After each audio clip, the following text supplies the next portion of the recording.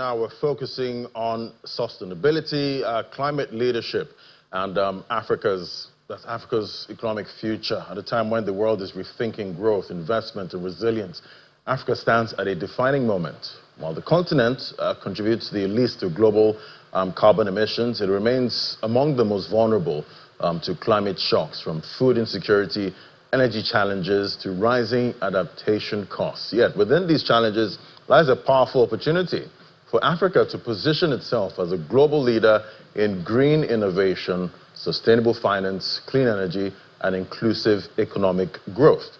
Well, joining me for this conversation now, we have Dr. Chizo Malize. She's Managing Director, Chief Executive Officer, FITC, and she joins me right here in the studio. It's great to have you on the show, Ma. Good morning. Good morning. Good to be here. And thank you for making it, regardless of the rain. Out there, it's a very rainy trading day today. All right, looking at the data now, Africa's share of global emissions, less than 4%. Yet, we get the wrong end of the stick, when it comes to the impact, of that. But definitely this is seen as a disadvantage, for Africa. How can we turn this into an advantage? How do we flip it? Thank you. Good to be here again.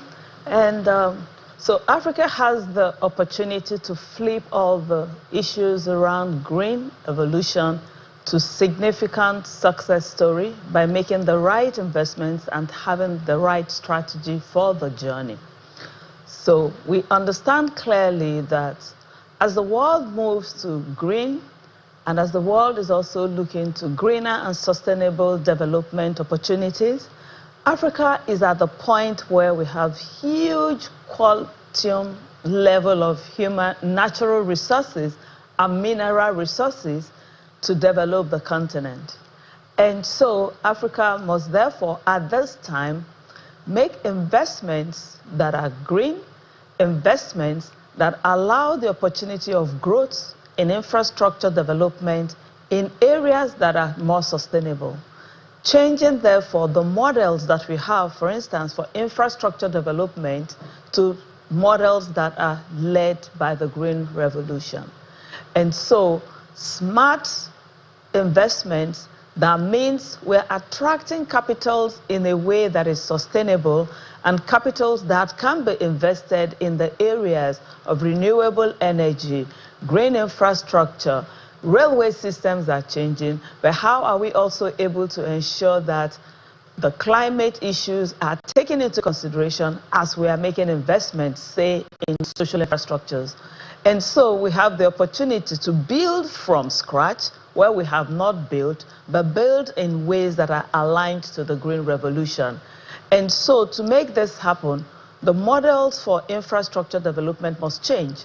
So we are also therefore having the opportunity of late mover, for instance, which gives you the opportunity to build as aligned to global developments and global expectations. So that sort of opportunity means significant alignment that will therefore attract the right investments, the right funds, the right capital into the continent that is still virgin, so to say. Right, and talking about, investments and, turning the disadvantage into an advantage for the continent. But we have a continent that, seems to act independently, looking at the countries in Africa. So looking at Nigeria now, what do we do, when it comes to investment and, taking advantage of where we are right now as a country, if we cannot do it together, as a continent? What do you do individually? So the world has kept Africa very fragmented for a long time. But it's also important that Africa begins to look at itself as a single continent that can work collaboratively with one another. We do know that there are so many platforms driving that, like the African Union. But it's also important that even the collaboration that is envisioned by African Union is also executed by the leaders of these nations. And so collaboration allows the sort of partnership that can help people co-create, co-invest, co-execute. And so you look at a West Africa that could actually be absolutely seamless in terms of transportation and movement. So when people get together within regions, whether it's Southern Africa, Eastern Africa, and Western Africa, so much can be co-created and so much investments that can also drive scale. especially when each of those countries can come together to make such investments happen. And this also includes policy, because there could also be policies that can catalyze growth, cross-continent growth, cross-regional growth. And so collaboration is the key word for achieving that sort of success. Right, and definitely ESG, that's been a buzzword, but I don't think it's been that buzzy, this year. Do you think, ESG is becoming a compliance exercise, rather than, boardroom strategy, for most companies? So many look at their investments in ESG as the need for compliance, especially the need to ensure that reports are right and the reports are made at the right time to avoid sanctions. But the moment that organizations, institutions, and bodies and agencies begin to see ESG, not just as compliance tools, but more importantly, as developmental tools and as tools that will be leveraged to build strategy for their businesses, aligning therefore their ESG practices along the line of their business strategies, then there will be a shift in the way that risks are identified and managed and mitigated as well. A shift also in the investments that are made, the way that they achieve operational efficiencies, the goods and services that the organizations produce, the way that the organizations connect with the society where they function, the sort of investments that are made in the society, to the extent that there's social development and social growth. So compliance is just one thing. At the end, you want to be able to report what you've done, but more importantly is to be passionately doing these things aligned to the business strategy in a manner that is systematic, strategic, and deliver growth.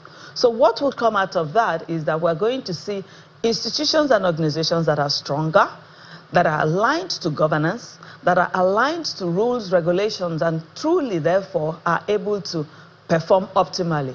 Institutions that identify that their people and their talents are very critical and important and make the right investments to see that they are optimum. Institutions that are aligned to systems and structures and processes that will drive efficiency. And then we can begin to see institutions that truly drive growth. Growth in their business and operations, growth in the society, growth in development, and growth in overall good. And that's just the same way and the best way to therefore drive a prosperous future, both for the organizations, their countries, and for Africa as a whole.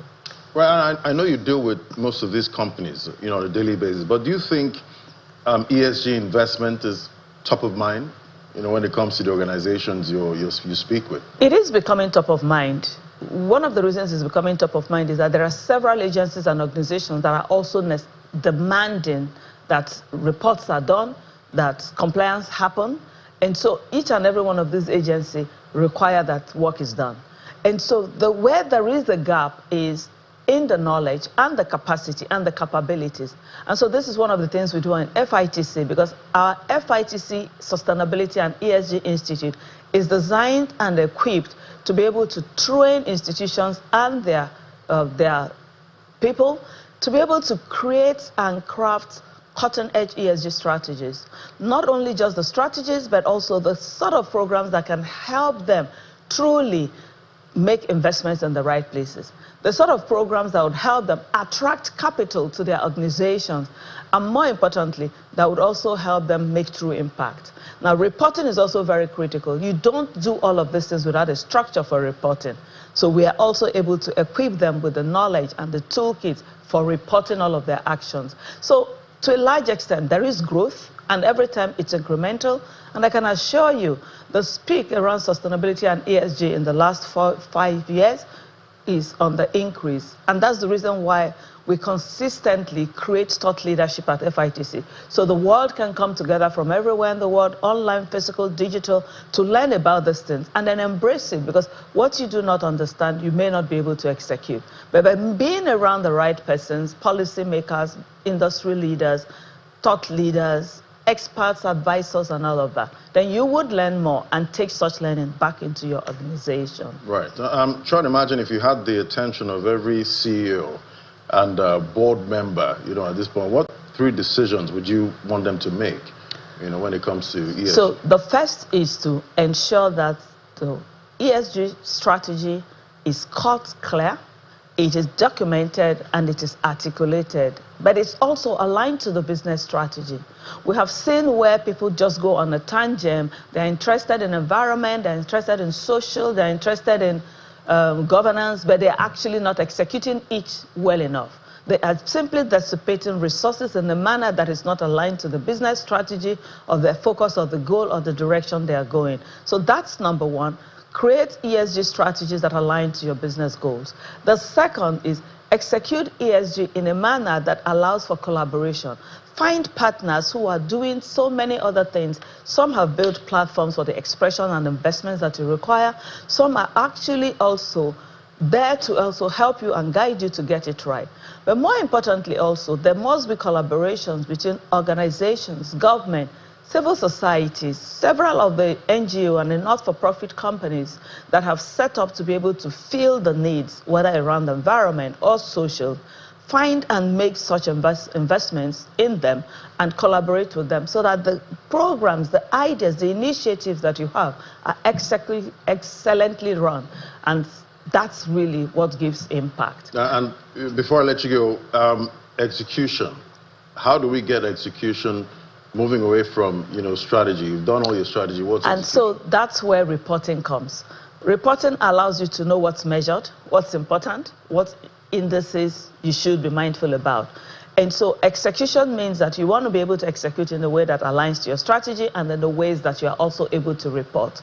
You want to be able to aggregate your activities and investments in a manner that you are also able to report. But the good thing is all of these things we've mentioned here is one of the reasons that FITC we're always bringing these thought leadership programs, like the conference which is coming up soon. And so at the conference, people would learn quite a lot of those things. All right. All right. So much to unpack there. Yeah. Speaking about the conference also, so FITC is coming up with this, like we do all the time, the Sustainability and ESG Conference, which comes up soon. And we do expect that these thought leaders, these CEOs, these decision makers, and these chairmen would not only be in the room, but also engage with the other people who are playing in this game. And at the conference, you would learn every single thing you need to know about sustainability and ESG. Sustainability. Yes, and ESG. Yeah, very important right now for every business. Thank you so much, Dr. Chizo Malize, Managing Director, Chief Executive Officer, FITC. Thanks for coming on the show today. Thank you. Thank you for having me.